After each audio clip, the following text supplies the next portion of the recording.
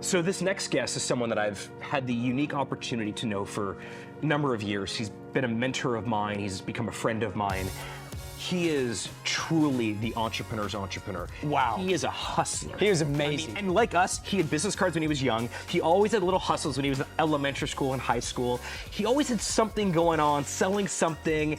And then in college, at the University of Michigan, he decides to create a software company. And now he's rubbing shoulders with Steve Wynn, with Steve Jobs. I mean, the stories. He sneaks onto Steve Wynn's plane to convince him to invest in his company when he's like 19 years old.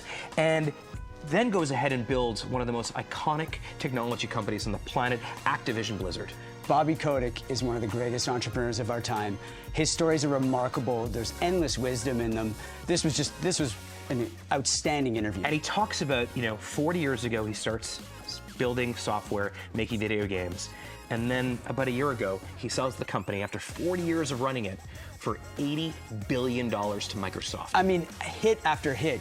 Candy Crush, Call of Duty, Guitar Hero. I mean, the list goes on and on. Bobby Kotick created a model that there's been nothing like it in video games on the planet. And he explains how he does it. He explains how he's able to take an existing franchise, an existing brand, and build a game around it, and then effectively distribute it in a way that is just incredibly great scale. Bobby Kotick bought a bankrupt company. I mean, they had nothing. That's right. And actually, this is amazing, but if you were a creditor in that bankruptcy, and you would have held the stock of that company up until the acquisition a couple years ago, it would have been the greatest return of any investment in the history of the world. Wow. This guy is incredible, but he's also kind, and he thinks about his partners, and he talks about his stakeholders, and he explains how he works with different stakeholders to build these great companies. He's also the longest running CEO of any public tech company ever. Which is not easy to do when you're a founder, to become a professional manager. And be the best at what he does, and then to go on and sell the business for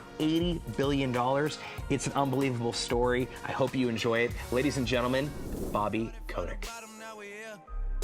Started from the bottom, now the whole team here. Started from the bottom, now we here. Started from the bottom, now my whole team in. Started from the bottom, now we here. Started from the bottom, now the whole team here. I done kept it real from the jump. So we've done a bunch of these amazing interviews with these incredible Jewish entrepreneurs, but this one's special for me because, unlike the others, I actually have a relationship and a friendship to Bobby, and so it's kind of a unique one for me because I kind of feel like I know the guest a lot. I know the guest, but the one thing that him and I have never talked about is that, you and I, when we were kids, Dave, we were always very entrepreneurial. Yeah. You and I, we've talked about this, had business cards when we were a kid. So did he. You and I had little hustles when we were a kid. So did he. Yeah.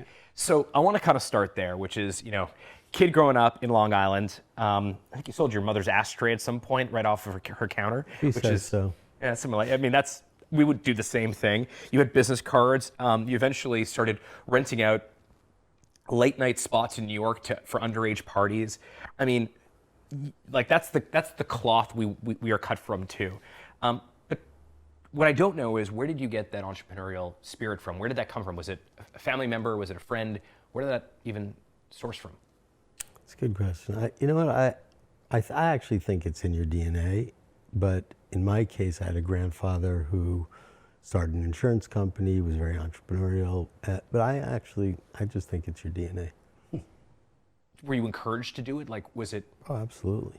Like the ashtray story wasn't, Bobby, why the hell did you sell my ashtray on your playdate? It was, look what my son did, he sold an ashtray. Yeah, and like there was a lot of pride in entrepreneurship, but my grandfather was successful and my mother was entrepreneurial, even though she was an elementary school art teacher. My dad was a lawyer, but entrepreneurial lawyer, and so like I was always around entrepreneurial people.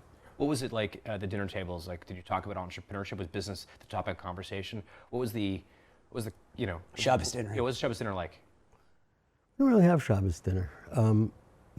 If it was a Shabbos dinner, would be at my grandparents', which was not that frequent.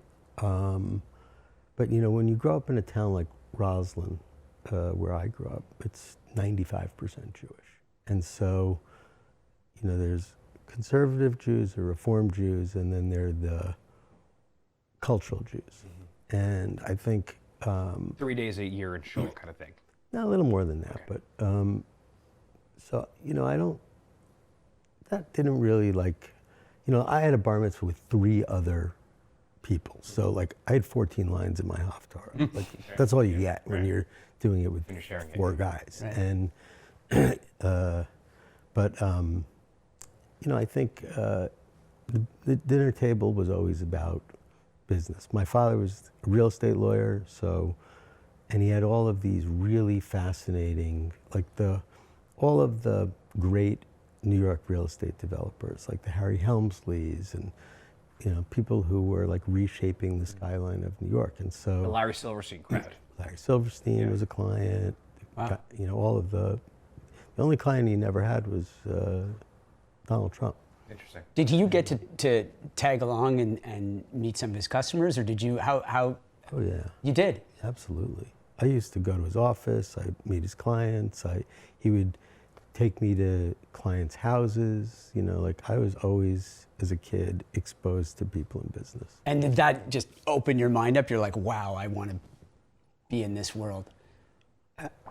Like I said, I think it's like your default setting. I think if you're really entrepreneurial, those things sort of add to the interest and the learning journey, but I think you just have it. It's sort of an innate thing. I was talking to Warren Buffett about this once, and he said the only reliable predictor that he's ever seen for future business success is how early and how enthusiastic you are about starting and running a business.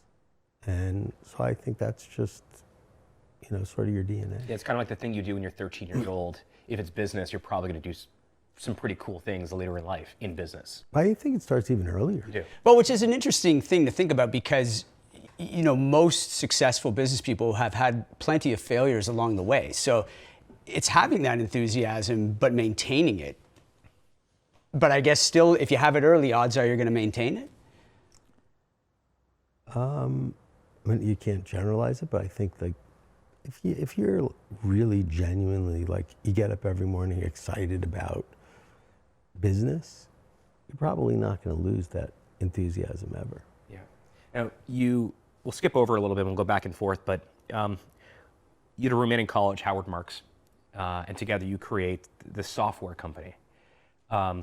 We were trying to figure this out because, I'm not trying to date you or age you, but when you were in college, there weren't PCs in every desk in America. Some people had a computer, but it was very uncommon. Why would you start a software company as an undergraduate? Actually, my first company was a hardware company. Interesting. And tell us about that. So I ended up meeting this guy, and he was my college roommate. He was French. Okay. And not a really French name, Howard Marks, but yeah, Jewish French kid. Yeah. And he had a cousin who worked at the University of Michigan who had an Apple II. And I was a big arcade video game player, but I also liked to play text adventures on computers. And so at night we go to this computing center, we get to use his cousin Pat's Apple II, and the first game I got really crazy addicted to was Mystery House, which was one of the early great text adventures. And then I'd leave there and go to the arcade, and Defender was a game that I used to play 3-4 hours a day. And so we started using the computer to write our papers. Freshman year, I was using that computer. Sophomore year, I was using the computer to write my papers. But they could tell that it was a computer because it was on an Epson dot matrix printer. And that wasn't okay at the University of Michigan at that time. You had to either write your paper or type your paper. And I thought, sort of silly, but okay, there's Olivetti electric typewriters that have a serial interface. Why can't we connect the Apple II to the typewriter and just use the typewriter as a printer? And in those days, if you wanted to get that caliber of printing, didn't really exist. So our first product that we made, we found a little local company, and we built a circuit board that was a parallel interface from the typewriter to the Apple II. So it'd print on the typewriter. Printed on the typewriter. Wow. Brilliant, brilliant. And no teacher knew, no professor knew. It's typewriter. Typewriter, brilliant. So we started this thing, and this must have been in '82, and we put an ad in Byte magazine, like the very back of the Byte magazine. It was, for this parallel interface, and you could buy it and turn an Olivetti typewriter into a printer. And we left for Christmas break and came back, and there were like hundreds and hundreds, checks, Visa cards made out, but like hundreds of orders for our interface. And so we started making them, and the defect rate was like 1 in 3 cards didn't work. Okay. Which kind of pretty high. Yeah. And we didn't price it in a way where you could actually have a 1/3 defective rate. And so we realized every unit we were selling, we were just going to lose money. And so we kept doing it till June of that summer. And then this is now 1983. Howard left to go back to France where he was living. And I went with him for 6 weeks, and he started working at Apple Computer. And the guy who ran Apple Computer France was a guy called Jean-Louis Gasset, who was like a legend in French technical business. I think he was at HP, but like very charismatic guy who had become president of Apple, and Jobs loved him. And so Howard was working at Apple, and he saw a prototype of the Lisa computer, which was, one of the coolest things ever created. And he comes back and he says to me, and I'm living in his parents' apartment, and he says, I just saw this Lisa computer prototype, and it's unbelievable. It's like a graphical user interface and a mouse, and we should make this for the Apple II. And I said, yeah, anything would be better than losing money on every printer interface. Like, let's do it. So we got back to school. We hired his TA from his 101 electrical engineering class. And guy was a great guy. He was like the best TA, and we hired him, and we said, I think he'd gone to Carnegie Mellon, and we said, well, we're going to build software to mimic, and we didn't have anything that we could explain to him because the Lisa hadn't come out yet. That's right, he didn't know what it was. So we said it's like the Xerox Star Workstation, which Was something that was out there already. Palo Alto Research Center was like the pioneering place for computer graphics, and people knew about that. So you're building the operating system. Operating system and some applications. So there's no Microsoft Windows, but Oh, no. right, Yeah. we're way far away. Yeah. But this is the equivalent long before that. Yeah. Yeah. It's literally like a graphical user interface. Right. Plus, we had to build some application software. So we said, all right, we'll make a word processor, we'll make a little database manager and a spreadsheet and a mouse. It's a lot of pressure for this one TA, by the way, this one guy. Right. The I mean, TA. we're just talking about like 3 multi-billion-dollar software products that you guys are making in your dorm rooms. Like, So fast forward to today. yeah. He's the president of R&D for Microsoft. Oh, yeah. Okay, perfect. So yeah, you happen to pick someone who was brilliant. We picked Yeah. literally the best guy we Like, could have ever been. Of all the places in all of He ran- America. He left Michigan to run the computer science school at Carnegie Mellon. Wow.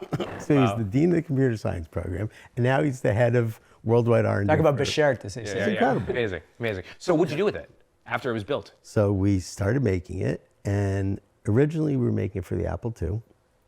We thought, okay, maybe we should make it. The IBM PC had just come out, and we had heard a rumor that they were going to make this thing called the PC Junior. And we thought, okay, how hard is it to convert from a 6502 Apple processor to an 8088 IBM processor and Intel processor. And so we started looking into that, went up to meet the Microsoft guys. I got to meet Bill Gates when I was 19. Pretty cool. And then we went to Commodore. This is my Canada story. And Commodore was based in the suburbs of Philadelphia, but was owned by this extraordinary Canadian entrepreneur named Irving Gould. And you got to go look up Irving Gould, because like in the annals of Canadian Jewish business history, he's got to be one of the most successful people. And I heard about him, and I called him up, and I said, we want to come see you. And he said, well, I don't really run the day-to-day, the business. We said, well, we want to meet you. Yeah. So we fly up to Toronto.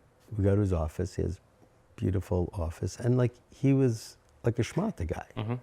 The Commodore thing happened like by accident. It was a side hustle. Took a 20% stake in this company that was making office equipment and office furniture and calculators. And so it ended up becoming Commodore. And He was really a schmata guy. He was a schmata guy. literally. He's on Chabanel. Okay, but he also was like in the Royal Canadian Air Force. Okay. And I think when I met him, he was probably late 70s. Okay. Okay. And, this is like the thing that people can't really understand, but like you go and you're like an enterprising Jewish kid, Mm-hmm. and there's somebody who's like had a similar journey, you have like that instant catch. Right. And he like wanted us to be in business with Commodore. So, but we really thought the big opportunity was Apple. And there used to be this trade show that was really important in computers called the Comdex, and it was Las Vegas. And so we showed our software this first year in 1983 in November at the Comdex, and Steve Jobs heard about it. And when Howard, my business partner, was at Apple, there was another guy who he worked with in the same cube, whose father was one of the original executives of Fairchild Semiconductor, but then became the head of sales and marketing globally for Apple. He also then went to found Kleiner Perkins. Wow. An incredible guy named Floyd Kwame. Okay. And so Floyd's son, Mark, and Howard worked together. And Mark said, I know Steve Jobs because my dad's an executive at Apple, and like you guys should go show it to him. And Steve Jobs was more accessible at this point. Yeah, I mean, how old was much Steve better. in 83? I don't remember how old he was. In his 30s, probably. Something No, like like late 20s. that. 20s. Wow. This is before the 1984 commercial and where Apple Before Mac was launched. before yeah. Mac, right? Right. But you're building a competing product to what he's doing. No, we were building it for the Apple II. Yeah. But Apple had their own. But it was based on what they saw with Lisa, right? They were sort of inspired by Lisa. Right. So we were going to build Lisa software and a mouse for the Apple II, not knowing there was a Macintosh. Yeah. Got it. We had no idea.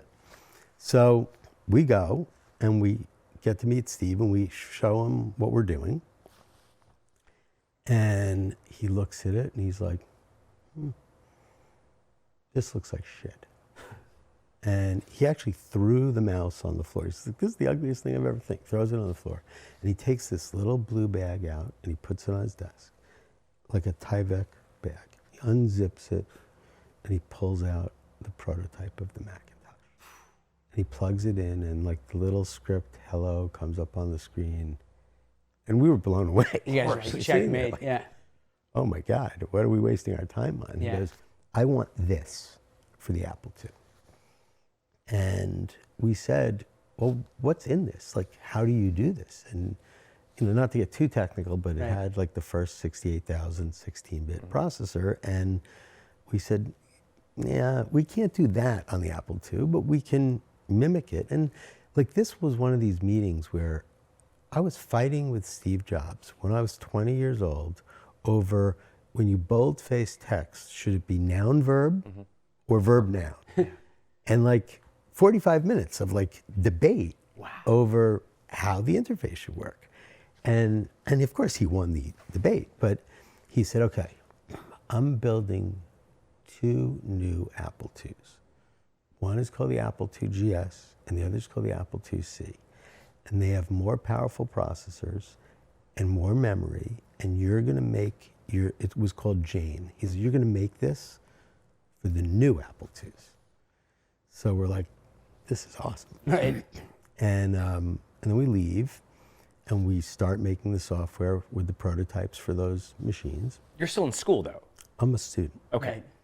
And Jobs comes to Ann Arbor, not really to see us, but more because he was selling computers he was trying to sell computers to the University of Michigan. And he found out that I was still a student, got really pissed off, said, you need to quit. You can't. And when I told him, You quit school. I need to quit. Like, I'm not giving you a contract without the Yeah, you got to computer drop if that. you're Yeah, in school. it's fair. And I was like, well, I told my parents that I was going to finish school. She's Jewish like, mother, like. I don't give a shit. Mom, Steve Jobs told me to drop out of school. And then he got really pissed when he found that I was studying history of art. He's like, that's the stupidest thing you could ever study. Like, I'm like, you studied typography. Right, exactly. Yeah. like- Why were you studying History of art. Yeah, but why were you studying Yeah, history like of art? a young hustler like yourself. Why are you not in business school? I went to the University of Michigan. Have you ever been to Ann Arbor? No. Okay, so we can't use this part. Okay. The cute girls were all in history. Okay, got it. Got it. Okay. Okay, yeah, all right. All right. We actually, over lunch, we were trying to figure out why you went there. I And was- actually, that was the assumption. Yeah. This worked. I met my wife in English lit class. Yeah. So I get it. Yeah, so I don't know. And I also thought, like, how do you, if it's all about, like, expressing your opinion about a work of art, how hard is that? Like, and if you could write reasonably, the only skill I had was, like, I could write, other than being entrepreneur. Was your heart ever in school, or was it really all about what you were building Never. with Jane and everything else? I was never in school. It was never in school. Never in school in 7th grade. You know, like, I just wanted to go work. In high school, I sold T-shirts at the U.S. Open. I did the parties at Studio 54 and Xenon. You know, you guys don't know about this, but there was this oil crisis in the 70s where you had to wait on lines to get gas for like 2 or 3 hours. I used to go sell snacks on the lines at the gas station. Right.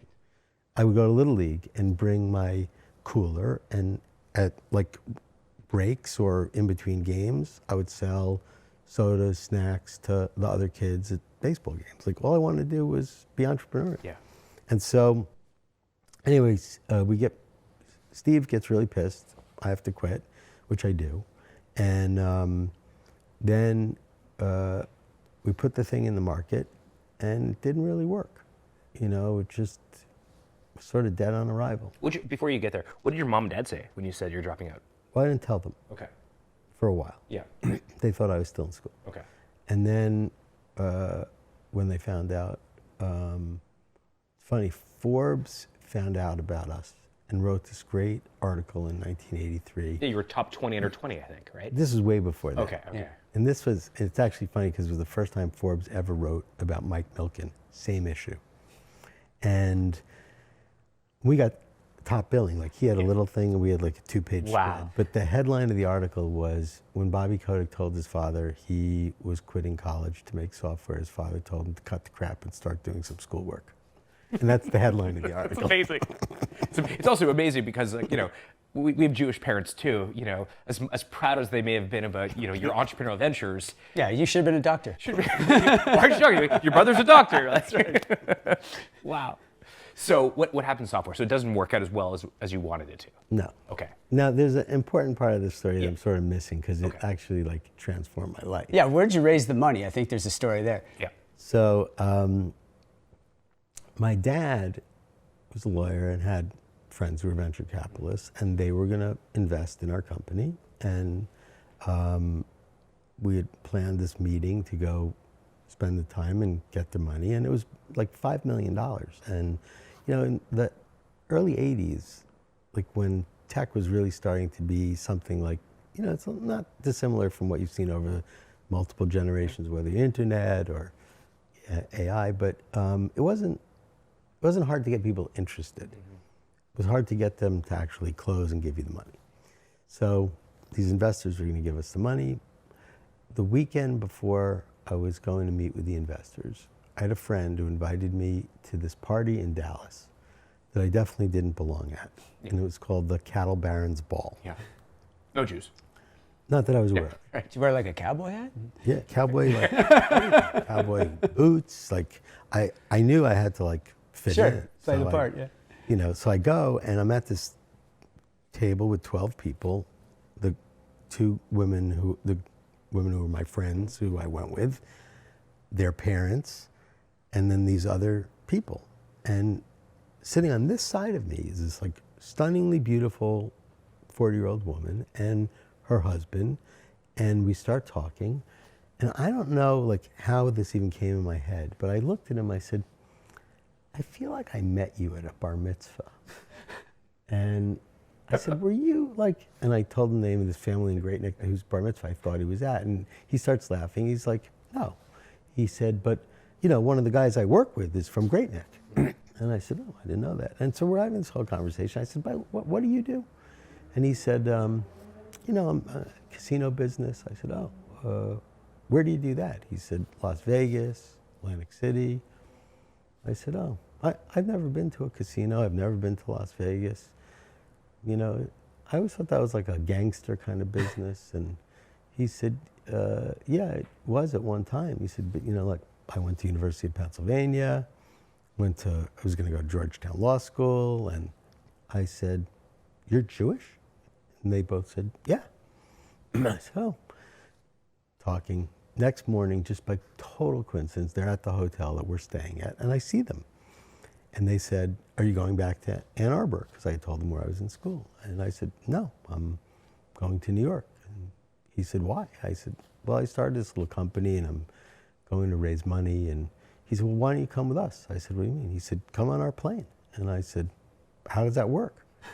And he's like, you just come with us, and we'll get a car when we land, and we'll drop you off. Where are you going in New York? And I said, to my parents' apartment. And he said, great, come with us. And I get on this, like, I've never been on a private plane. Yeah, of course. Yeah. I've never been on a private plane like this. It was an MD-80, so like, or DC-9. So like an airliner Right. that was a private plane. Wow. And I get on this thing, I'm like in a couch like this, you know, and I said, so how'd you get started? And it says, you know, my dad died and he ran bingo parlors, and we had one in Las Vegas, and I went to go collect the $30,000 that was owed to me by the Silver Slipper Hotel bingo parlor. And I met some guys, and they said, hey, would you like to invest with us in the Frontier Hotel? And it turned into an opportunity, and he told me his whole life story. And he said, you know, and the guy who helped me out said, you know, I'm gonna help you out, but you got to promise someday you'll help a young guy like I'm doing for you. Wow, pay it forward. And he said, so what's this thing that you're doing? And I start telling him. He goes, He said, you know, I'd invest in that. He said, well, you know, tell me a little bit more. And I said, well, we already have investors. I said, I'm very flattered and grateful, but we've got investors. Was that true? Did you actually have? Yeah, that's where I was going to New Okay. York to Yeah, sign the contract. Wow. And he said, yeah, well, if it doesn't work out, call me. And I'm like, okay, great. Can I have your number? And I like take down his number. Next day, in the morning I go over to a friend of mine's house, and her dad is a famous entertainer. And I said, do you know this guy named Steve Wynn? And he's like, yeah. And I said, well, he offered to invest in my company. He said, if Steve Wynn offered to invest in your company, you take the money. I'm like, why? He goes, he's going to be the most successful entrepreneur in the history of Las Vegas. Pretty prescient guy. And I said, yeah, I really liked him. And so we go to my dad's office. Howard had flown in from Ann Arbor to meet me. And I blew the deal with my dad's friends. My dad was really pissed. And what'd you blow? Just the pitch wasn't right? It just... I didn't like one thing that they kept demanding was like, I couldn't take a salary until the company was profitable, and I had to commit to do it for 5 years. No matter what, I had to be committed for 5 years. And you had no leverage, so you sort of had to take whatever deal they were giving you. but you know what it really was? It was like, there's something that just said to me, I want to be in business with Elaine Wynn and Steve Wynn. And by the way, Elaine Wynn was as compelling and as impressive and like extraordinary as he was. Wow. And so, But you're in the office ready to sign this deal that would handcuff you for 5 years and give you no salary, just profit, like pen in hand. yeah. And you And you just, kept thinking about the flight with the wins the day before. and you just, I mean, like, you just put the pen down. You're like, I'm not doing this, guys. Yeah, I said, you know, I think we have a better alternative. And we leave the room, and Howard looks at me, he says, what are you, an idiot? My dad said, what are you, an idiot? Yeah. And I said, maybe. And I called Steve, and I said, hey, I blew the deal with these investors. He goes, yeah, I knew you would. And I said, but my business partner is going to go back to France. He's not going to want to do this. And so we really need the money. And he said, okay, so why don't you come meet me? I said, great. He said, where are you? And I told him. He said, here's my address, my office in New York City. They will bring you to me. I'm in Atlantic City. I said, okay. We go to his office, Park Avenue. This limo, biggest limo I've ever seen in my life, pulls up. These two big guys get out, and they're like, get in. So, okay. Howard's looking at me like, what is going on? We just blew this deal for this. Blew deal with like real people who were giving us real millions of dollars of money. And I said, I'm telling you, you're gonna like this guy, wait. And we drive to the 61st Street heliport in Manhattan, and there's this big Golden Nugget helicopter waiting for us. Now, I was never on a helicopter or a private plane, but or a limo probably at this point. limo I've been in because Studio 54 is my business. Right. Every once in a while, paid for that. Okay. But so I Mr. Big Shot in the limo. Yeah, exactly.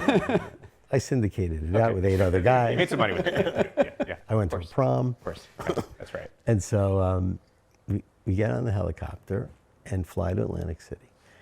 And they drive us to his office, which is like in the basement of the parking garage. And we wait for like 3 hours. And Steve walks in with his like beautiful Fervante suit. And he's like, hey, fellas, glad you're here. Okay, what do we do? And we talked a little more about business. He goes, how much do we need to make a prototype?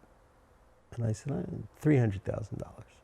He takes out his checkbook, writes a check, $300,000. He says, all right, we're partners, third, a third, a third.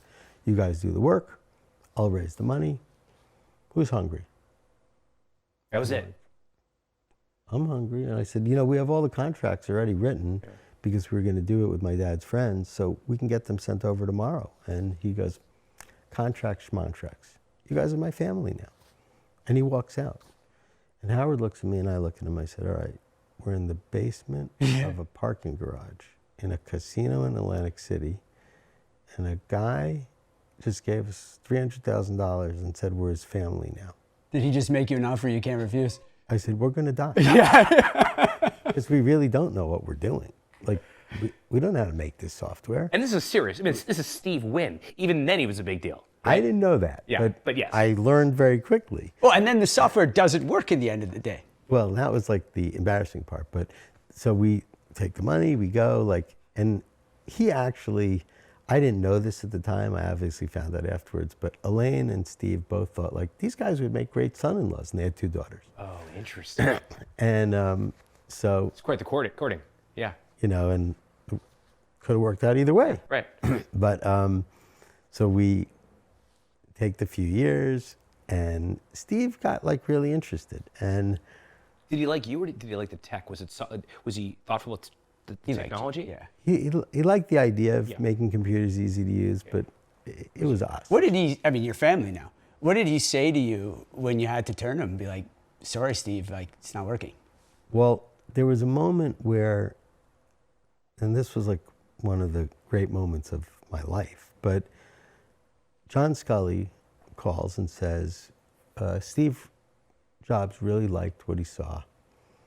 And Was John Sculley the CEO of Apple at this point? He was. He was, okay. And he said, so why don't you come to Cupertino and let's talk about a deal. Mm-hmm. So I called Steve Wynn. I said, I think Apple wants to buy us.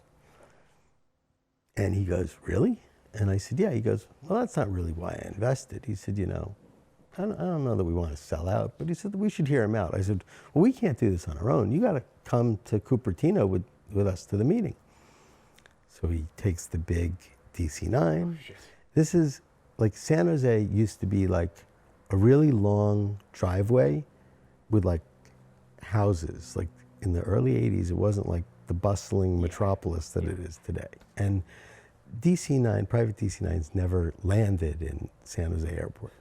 So he lands, and our buddy Mark Kwame, we go to pick him up, and he's in his suit and tie, and we drive to Apple headquarters, and we go into John Sculley's office, and Steve has an eye problem. He has retinitis pigmentosa, so he can't see. So we walk in, and everywhere you look, there's no smoking signs, and he sits down in Sculley's chair. This is Steve Wynn does? Yeah, Okay. sits down in Sculley's chair, lights up a big cigar, waiting for John Sculley to walk in.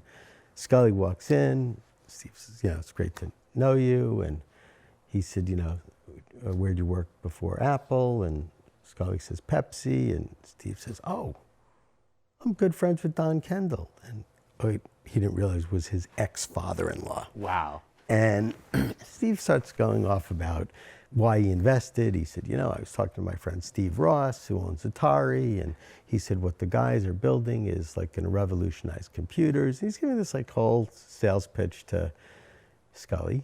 And Sculley says, we're interested in doing something. And, maybe we'd acquire the company. And I don't know where Steve came up with the number. He goes, maybe $80, $100 million, we'd consider it. And I'm like, I have no idea where he came up with the number, but okay. Well, what number did you have in your head? I didn't have a number because I was like, anything. We literally don't know what we're doing. Like, this isn't going to work. And so he says, John Sculley looks at Steve. He goes, listen, we like what the boys have built, but we probably could re-engineer this in not too much time. Right. Yeah. And so we're not turning Apple Computer upside down for these guys. Right. If you want to do a reasonable deal, we might consider it, but you guys are gonna have to first decide, like, do you want to do a reasonable deal? And then he says, hey, could we meet the CEO? And John Sculley says to Steve, I am the CEO. And he goes, no, the young guy. And he said, well, Steve Jobs not around today, but perhaps some other time, and thank you for coming, and why don't you guys deliberate on this, and we'll talk to you again. So we leave, we get on Steve's plane, we fly back to Las Vegas. He says, that's the first time in a long time I've gotten the my way or the highway speech. And I said, well, what do you think? Like, this sounds pretty good. We could, I think we could get like $4 million, like maybe a little more, but we could sell the company and make some money. And he said, look, we each have to vote. I didn't put this money up for you guys just to sell out when you're 20 years old and move to the south of France and make millions of dollars. It's like, I want to build a business. He said, so my vote's we build a business. And clearly they are excited about what you're doing. And Howard said, yeah, I think we should build the business. And I said, south of France. And Good answer. that they overruled me. Of course, yeah. And of course, like, a year and a half later, we were bankrupt, more or less. And so Steve couldn't say much at that point. I mean, his view is like, look, you guys gave it a good college try. Let's like come up with something else. Yeah. I mean, you rolled the dice and it didn't work out. Did that change the relationship between you and Steve Wynn? Not really. well, that's interesting. Let's try something else. So, I mean, he still considered you his partner, even though this has failed. He already was telling you he's on board for the next one? Was like, more like, be resourceful. Mm-hmm. I'm not giving you any more money, but be resourceful and make a pivot and come up with something else. So we started licensing that software to Commodore, to whoever we could get a contract, and we came up with some other entrepreneurial ideas. We took some contracts developing software for other companies like Electronic Arts, and there were a lot of companies that were looking to get in the consumer software business. So we just started coming up with pitches and getting contracts and keeping the doors open, and started building up a contract software development business. And this is you and Howard still at this point? Yeah. Yeah. And then how do you sort of go from that to sort of like what becomes Leisure Concepts? Well, before you get there, like, I mean, you could have been Microsoft, no? I mean, you were building operating systems. We didn't have good enough technology. You didn't have good enough. I mean, it was that idea, we just didn't have the capability. Right. We had the vision.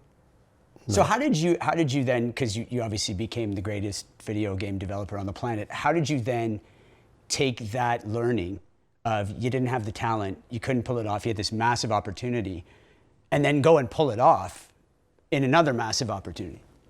So it took a little while, like we kept getting more contracts and being more entrepreneurial, and we started building up the business to being like a legitimate software development business, and we had contracts. And in 1987, the stock market crashed. Black Friday. And Commodore had launched this computer called the Amiga. and it was an amazing computer. But it was designed, all the engineers at Commodore were ex-Atari video game hardware designers. So they designed this thing that they thought was going to be a serious computer, but it was actually just like a souped-up video game system. Yeah, and it felt like a video game system. Yeah. It was like a video game system. And so market crashed in '87, and Commodore had, $1 billion of revenues and $150 million market value. And my best friend from growing up was a guy named Eddie Lampert. And he had just left Goldman to go work with this guy named Richard Rainwater, who spun out from the Basses and was a really great investor. So I go to see Eddie in Fort Worth, and I meet Richard, and I tell him about Commodore. And I said, we should buy this company and take this Amiga, take the disk drive out and the keyboard out, and put in a CD-ROM drive and make it the first 16-bit CD-ROM based video game system. And it's going to be a big, big idea. And Rainwater likes the idea. So he calls Irving Gould, who owns 20% of Commodore, and says, hey, how'd you like to sell us your 20% stake in Commodore? And we'll give you a big premium, and we'll take over the company. And Irving said, no, I don't want to do that.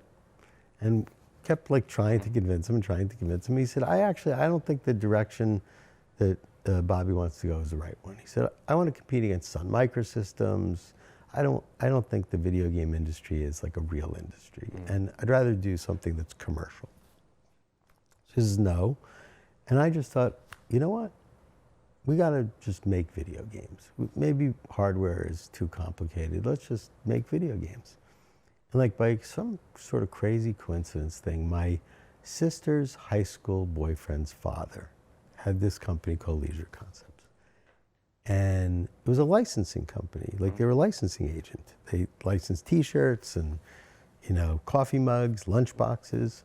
But they had just signed a client called Nintendo. Yeah.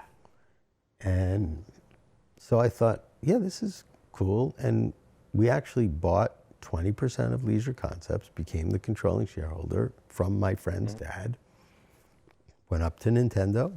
We're the owners now. I'm the CEO. We're your licensing agent. And we said, we're really software guys. And we'd rather, we like being your licensing agent, but we'd actually rather make video games. When you say we bought, did you have any money at this point? $440,000. And so you let it all ride on Leisure Concepts? Yeah, I forget what we paid to buy the 20%, but the company, let's see, it had a market value of $7 million. It was public. Okay. And we bought his 20% for $1.5 million. Wow. So And you went all in. Steve helped with that. Steve helped with it. Yes. So Steve had already come back into it, but also Richard was involved in this too. No, Rainwater's not. He was out. Yeah, and Eddie wanted to be, but he wasn't until later. So it was really you, Mark, and Steve. Me, Howard, and It's just me, you, Howard, and Steve. And what did you see in video games that others weren't seeing? You liked him.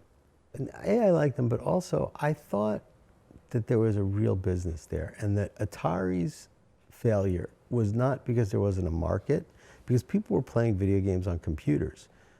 And Nintendo in '87 launched the 8-bit Nintendo, and they sold 25 million units in 2 years in the US. And so you realize there was a market for video games that was just untapped. Yeah.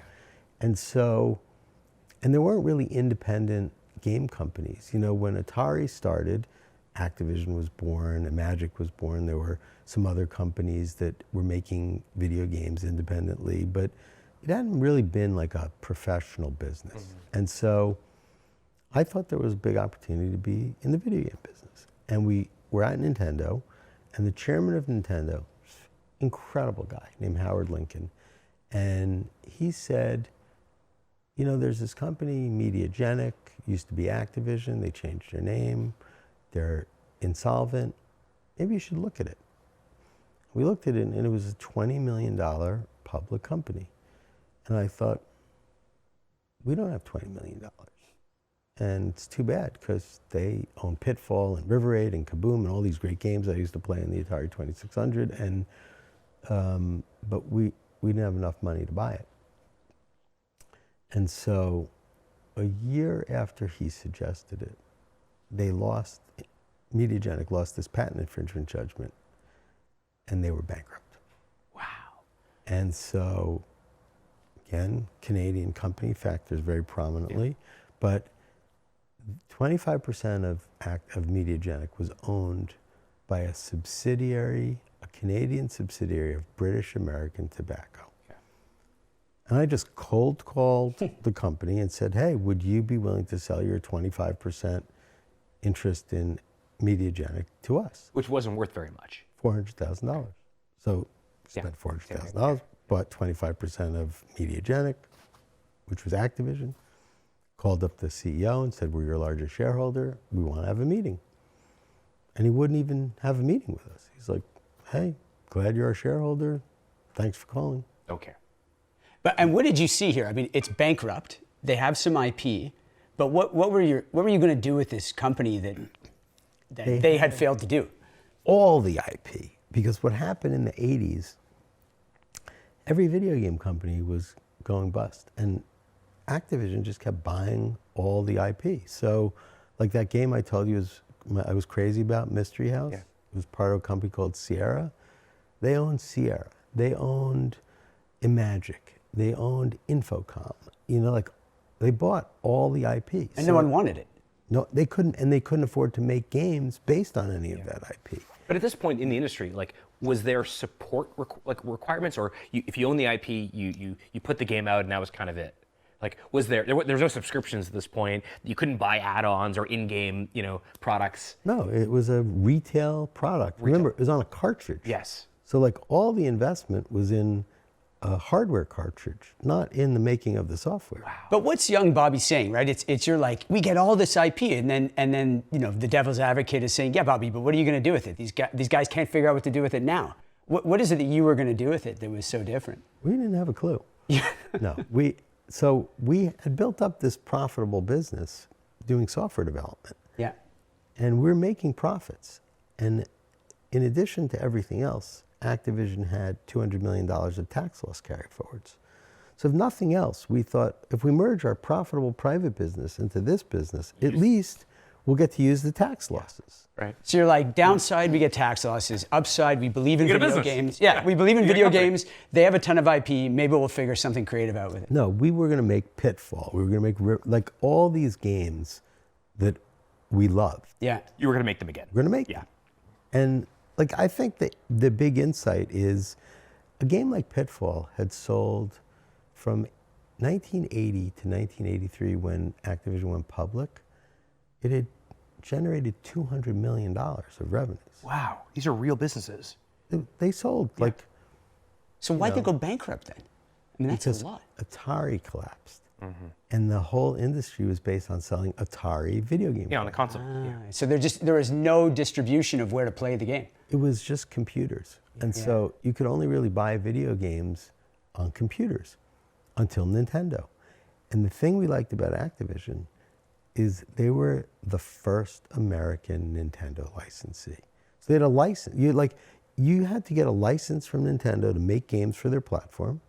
They not only did they license, they told you how many cartridges you could make. So it was a restricted supply. They had to approve the game.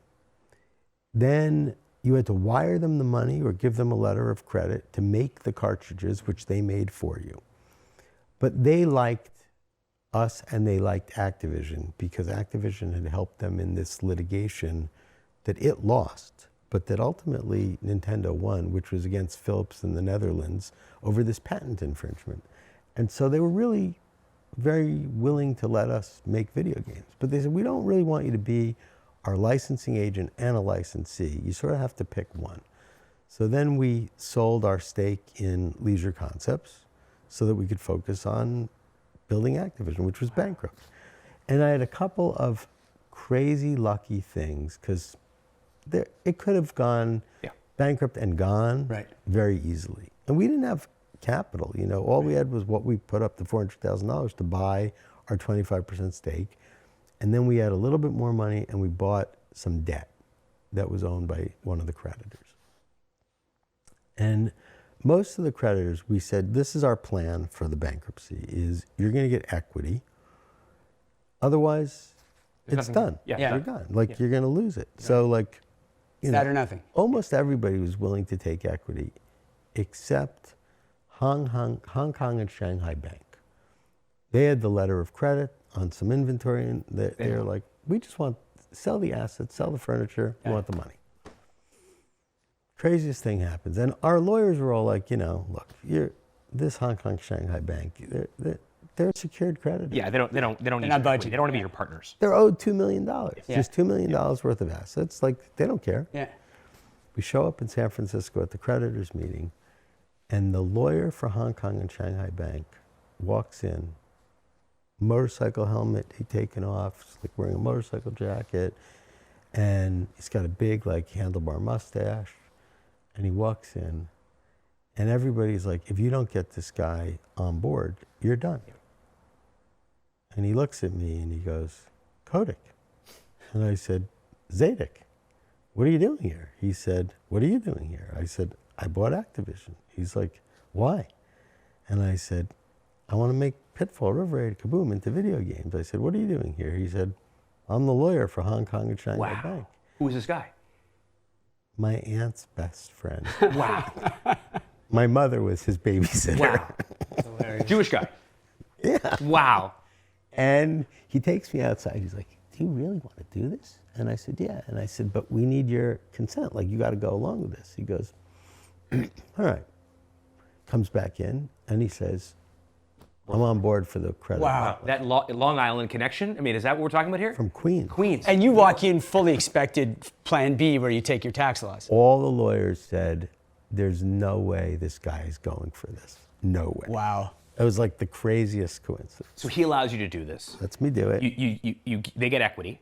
They become your partners, I guess. Actually, they got paid off. They did get some equity, but he said, look, I'll give you a payment plan. Yeah, right.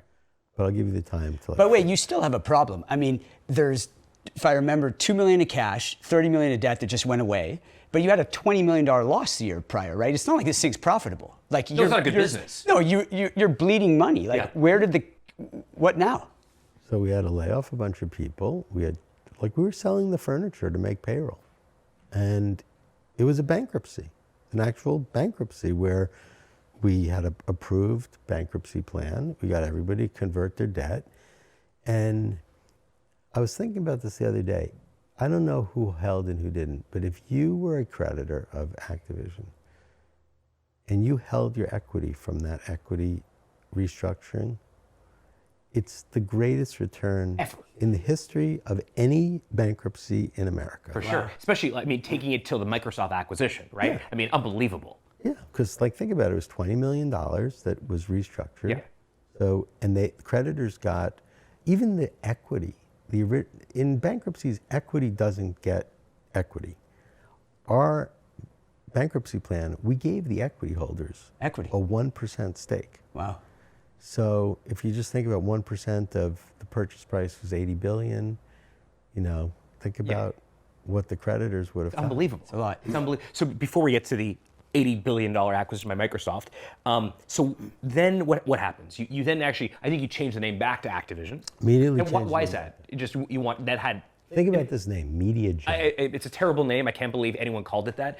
But also, Activision's a great name, but maybe it's because it has brand equity now. I don't know. Right, you make the name. Yeah, you kind of make the name, but you like the name. I thought it was the best name ever. Yeah. It's like, what's a better name for interactive television than Active. It's Right, great. it's active. Yeah, It's right. And the original logo was an incredible logo. Amazing. And so we're like, yeah, we're Activision. We're a video game company. That's what we're going to do. We're going to make video games. And, you know, we started to, we raised a little bit of capital. You know, we kept things going. Yeah, kept you were the quite lights acquisitive on. too, right? I think you did 9 acquisitions. That was later. We first had to get from 1991 to 1995 where we weren't even in a position to raise any capital. Like, so 4 years of making no money. Well, we made money. You did, right away. Right away. You know what? I never ran a business that didn't make money. Mm-hmm. Like, that gets back to the DNA of, I don't know how to do that. Yeah. You know, Even selling your mother's ashtray. Yeah. Like I don't have the ability to be in a business that generates losses. So when you bought it, there was enough revenue coming in the door already that you could cut the staff to a place where it was profitable? No, we had to be entrepreneurial, but here's what we started to do. We took old games, put them in like anthologies, repackaged them. We were entrepreneurial and we figured out how to sell stuff. So we sold furniture. We also came up with new ideas to take the old library and resell it. So we were selling like 1980s developed text adventures, like the Lost Treasures of Infocom.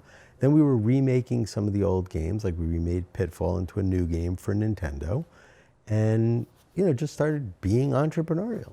And so, we went from the bankruptcy to actually generating revenues, and by '95, I think we were up to probably 60 million in revenue. Amazing. Wow. And profitable. And then we raised $40 million in the public market.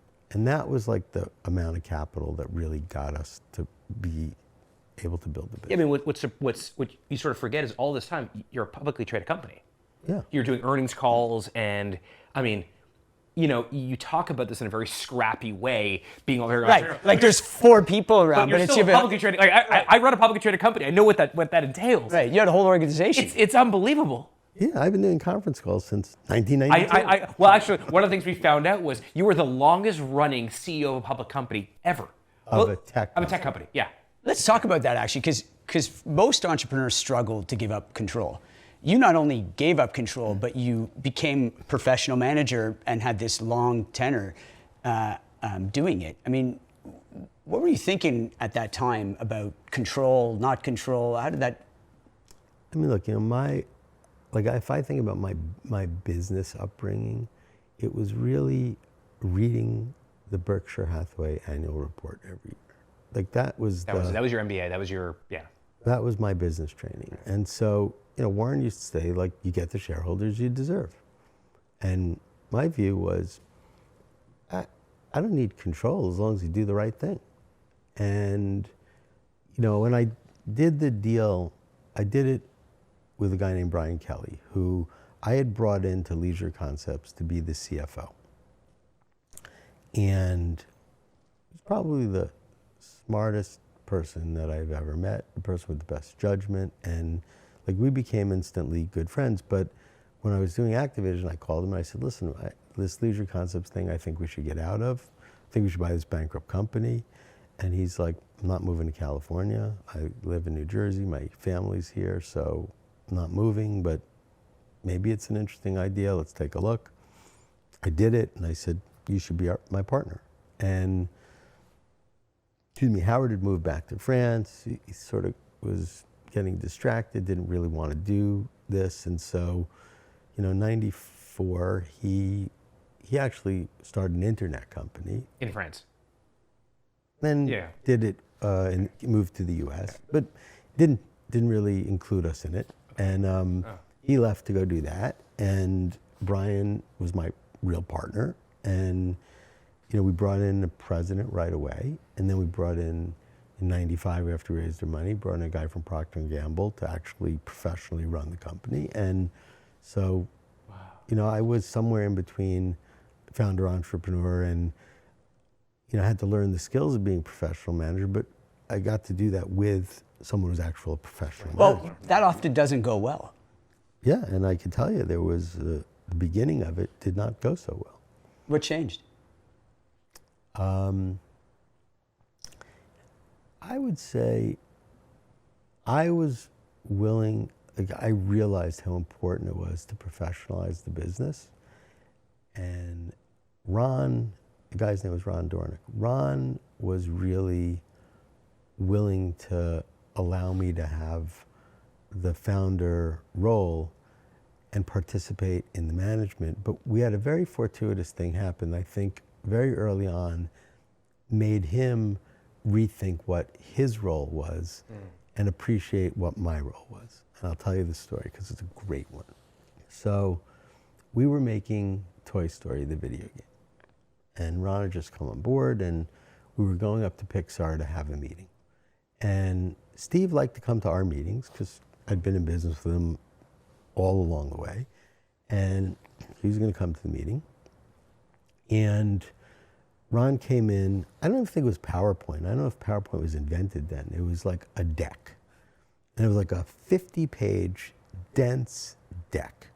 And he came into our weekly meeting and he sat down. He said, we're going to bring this to the Pixar meeting. And I said, no, that's not how the meetings go at Pixar. We show them the game prototype and then they comment and then they show us like where the movie is in production and they tell us like things that we need to make sure align with what the movie is. And we don't really, we don't use a presentation.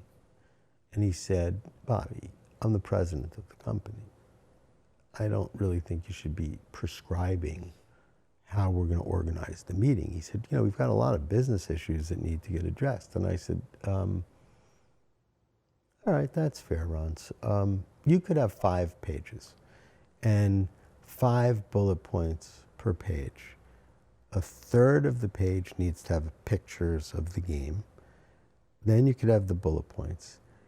The headline needs to be in a 14-point Helvetica, and the text of the bullet points needs to be in Garamond condensed. By the way, it's called founder mode. Yeah, seriously. And he said, what are you talking about? And I said, Steve, I know what he is willing to look at. Yeah. You have 5 points. Those are the fonts. He likes those fonts the best.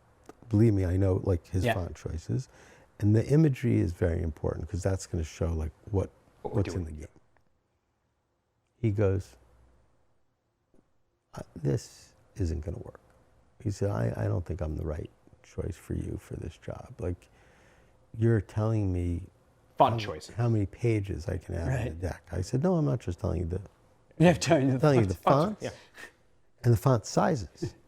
And he's like, this isn't, this is not what I signed up for. And I said, make a deal.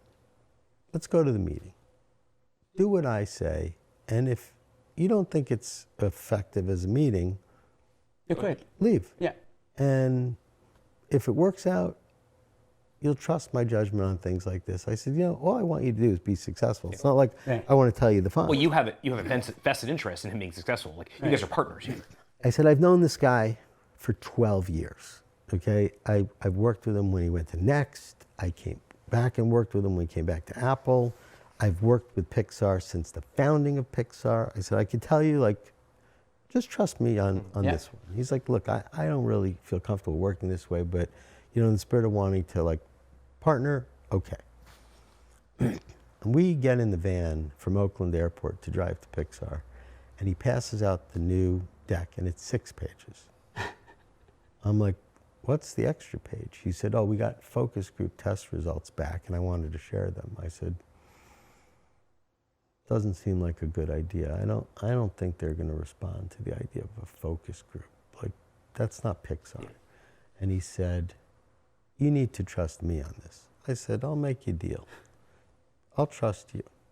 If this meeting doesn't go well, you're going to stay, but you're going to accept, when I come and tell you, this is important and it matters, we're not going to have a debate. You're going to heed that advice. You'll accept it. You'll accept it. And I said, how about that? And he goes, it's fair. Go in. And I said, don't pass out the deck until after we have the conversation. Go in, passes out the deck. I see Steve, gets the last page. He looks at me and he looks at the guy and he goes, what the fuck is this? And I said, Ron? And Ron says, well, Steve, we tested the game, we had a focus group, and here's some results we thought it was important to share with you because we think it will inform on how we make the game, and we thought this would be useful for you. Steve looks at us. He goes, where are you from? He goes, Procter & Gamble. He goes, do you think The Godfather came out of a focus group? I think Gone with the Wind came from a fucking focus group. He goes, do you think great entertainment comes from focus groups? Because that's not where it comes from. It comes from inspiration. It comes from the the creative minds of people like John Lasseter. He's like, we're not looking at fucking focus groups. And he looks at me, he goes, get the fucking Procter & Gamble guy out of the room. Oh my.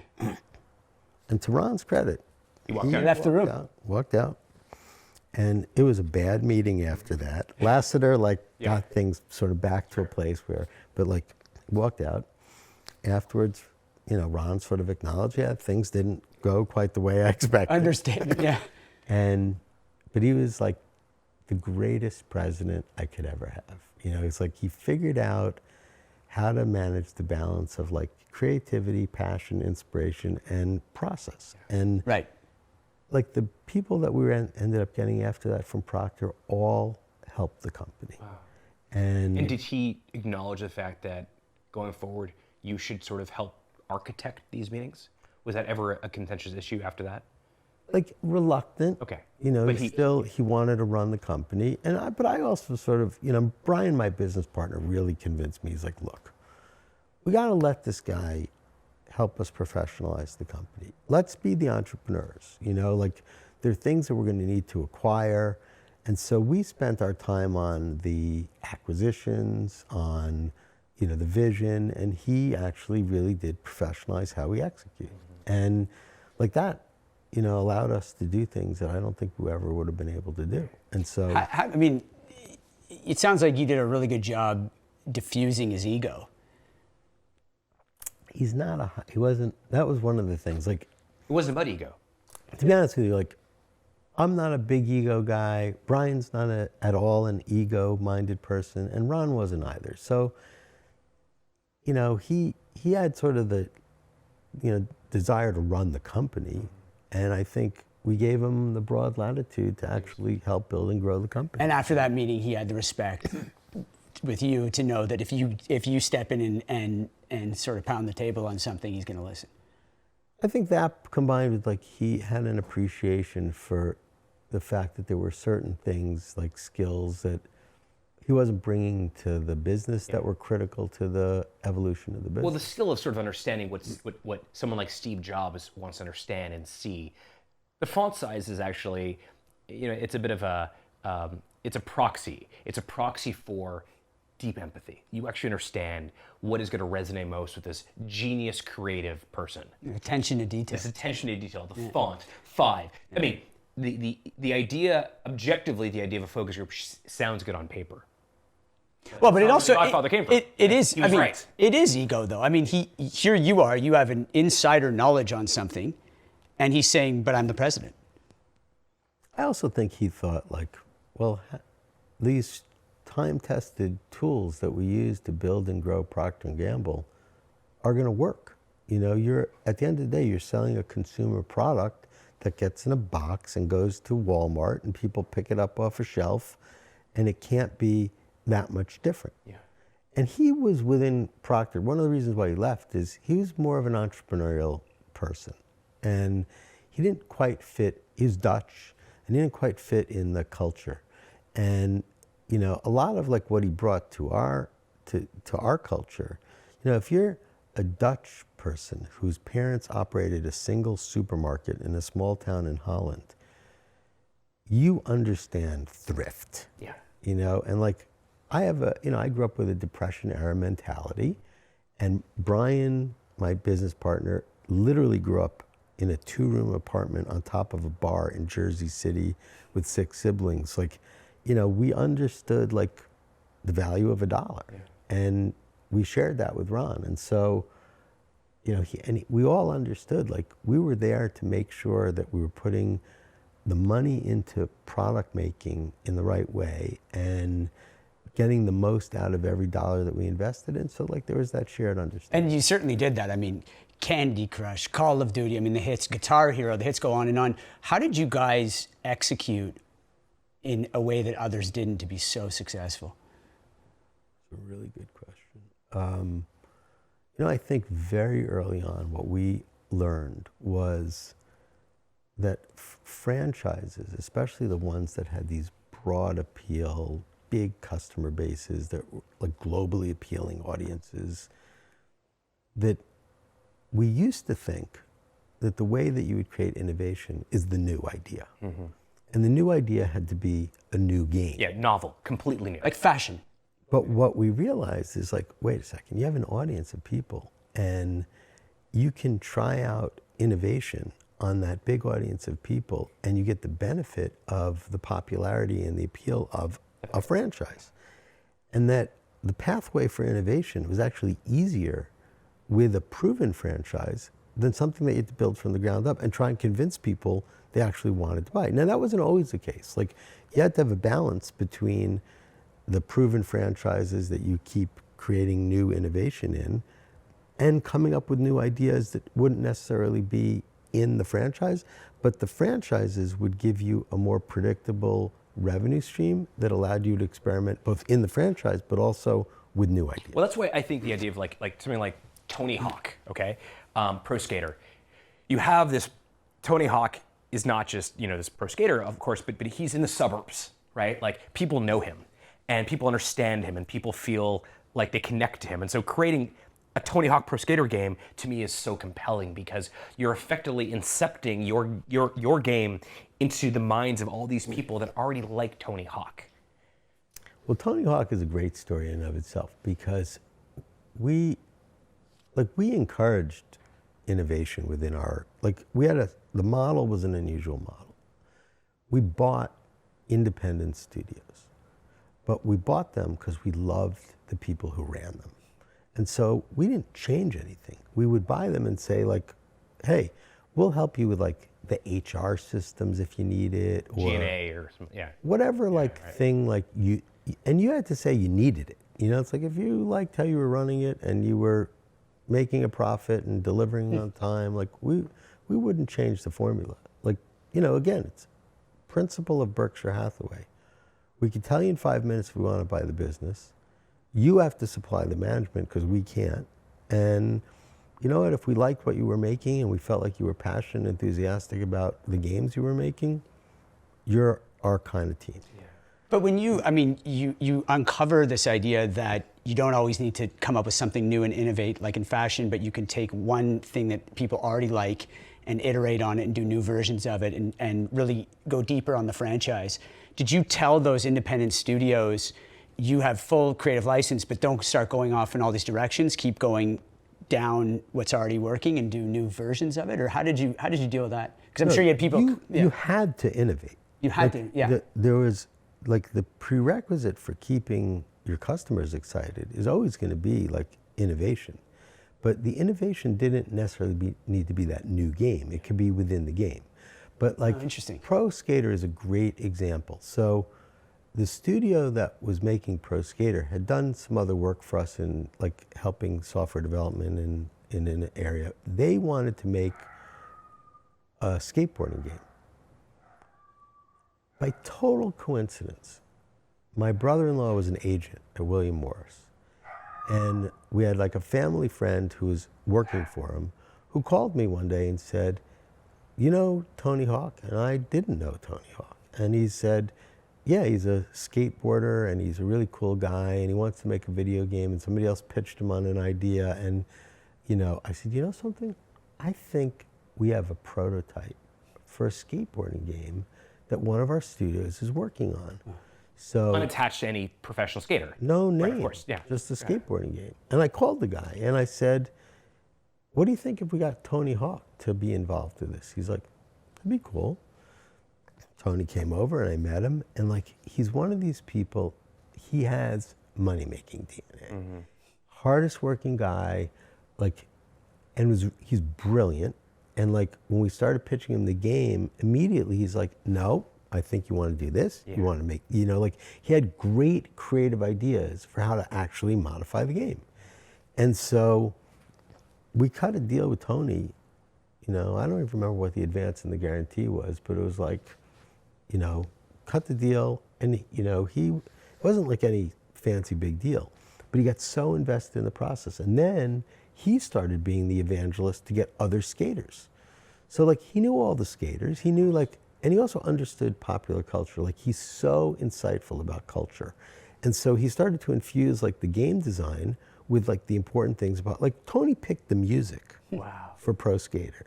And, you know, he got the musicians, like whoever the music artist was, he called them and like got them to Sounds sign like up. font again, you know, someone going deep into the details. I want to ask you a couple questions before we have to wrap here. The first thing is, you've been running this company now for, I don't know, 35 years? Something like that? 40 years. 40 years. You had this incredible moment happen a year ago or so. You sold to Microsoft for about $80 billion. 80 with a billion with a B, 80 billion, unbelievable acquisition. How does it feel? How does it feel as a founder, as an entrepreneur, this thing you've been building for 4 decades? You just sold it. What does that feel like? Feels great. Does it? Yeah. You going to the south of France? No, but you know, this is what was going through my head. Yeah. And it's actually an untold great story. So TikTok got banned by the Trump administration.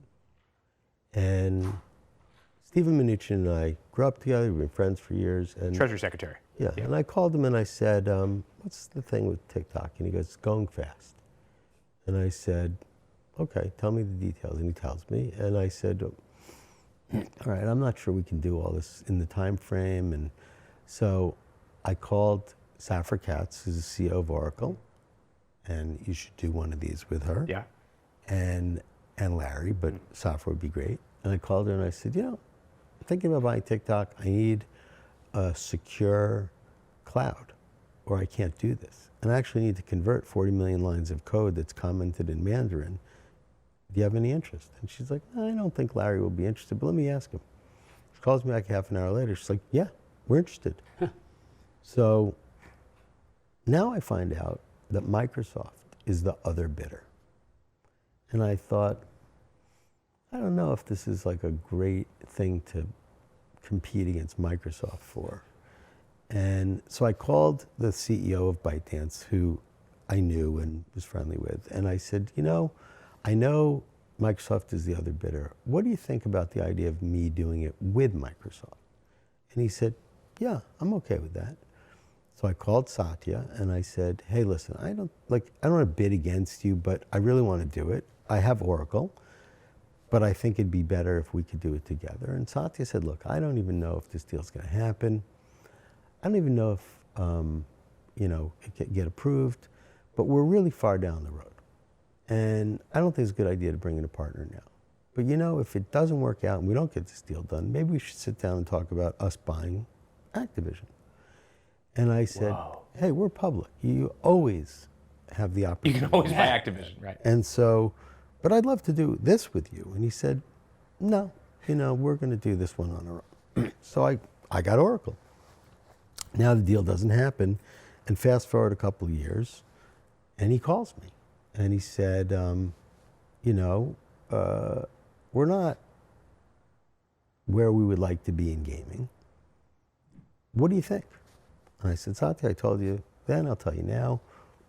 If you make a fair offer to the shareholders, of course, we're going to entertain the idea. Right. The thing that was going through my head, though, is you see me. I live here in Hollywood. Yes. I have watched over the last decade what has happened to Hollywood. And when you look at Apple, Amazon, Netflix, all coming in and making content without a profit requirement, they get a free pass. It's like they're doing it to acquire subscribers. And I thought the exact same thing was going to happen to video games. And I was worried. We're a standalone company with a big market value and a great business. But if Amazon, Apple, Tencent, Netflix, Disney, all these companies start coming in and they're going to be making games and bidding up the cost of talent and not doing it with an actual profit motive. You can't compete. Yeah. And then you look at like Nintendo and Sony, who are the dominant players. They own the hardware. Now you've got Android and Apple that are the two new entrants as the platforms, and they're making games. Remember, Google announced they're going to be in the games business. Apple has Apple Arcade, which is probably the most successful subscription game service of all time. And I'm sitting here thinking, I don't know, how are we going to run the business? In this new era of this new business model. No desire of profit. And I didn't think we could because our whole incentive and reward system was based on giving our employees percentages of the profits. Yeah.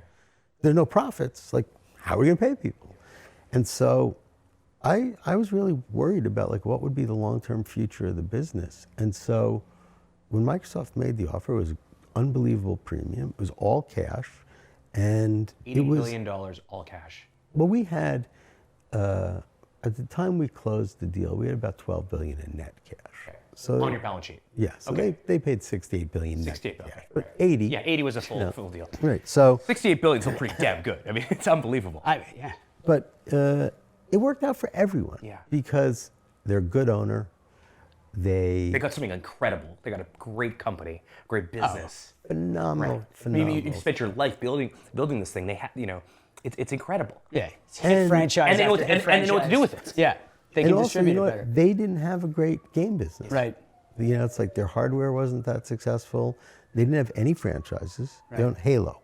Yeah. They, and Minecraft. Yeah. Okay, but they didn't own anything. Like their share in games was de minimis. Yeah. And so this gave them a library, talent, gave us somebody that would be an owner that would actually be willing to fund the development of the library in a way that we couldn't. They're willing to lose money if they have to, but it gave them the opportunity to compete against Sony, Nintendo, Google, Apple, Tencent, that they otherwise wouldn't have done. You know, we talk to these great entrepreneurs on this sort of project. And some of them are sort of 0 to 1 entrepreneurs, builders that sort of take it to a level and they try to get out. And others are sort of, 1 to 10 entrepreneurs. As we sort of wrap here, Bobby, I want to ask you, if you sort of look back on your career and you think about selling the ashtray in your mom's table that didn't belong to you, or you think about the clubs, or you think about any of the hustles you've had to selling your business for $80 billion, the entrepreneurs that are watching this, that are trying to find their own version of your story, maybe they can't build an $80 billion company, but whatever their own version is, what do you tell them to help them on their own, find their own version of that? What do you tell them to help them have their own success? I think it's the most important thing when you think about your responsibility as either a CEO or a business owner or a business founder is your responsibility to your stakeholders. And you can't ever lose sight of that. Like, even if you're the owner or the controlling shareholder, your customers matter, your shareholders matter, your partners, like they all matter. And so if you always like stay true and keep the conviction to your obligation and responsibility to your stakeholders, you'll always be successful. Yeah. I love that. Bobby, this has been an outstanding interview, truly inspirational. It's incredible. I'm somewhat speechless, but like, thank you so much for doing it. I know a lot of people listening are going to get a lot out of this. We got a lot out of it, and it's been a total pleasure. Thank you for coming. Thank you guys for having me. So fun. It was really fun. Started from the bottom, now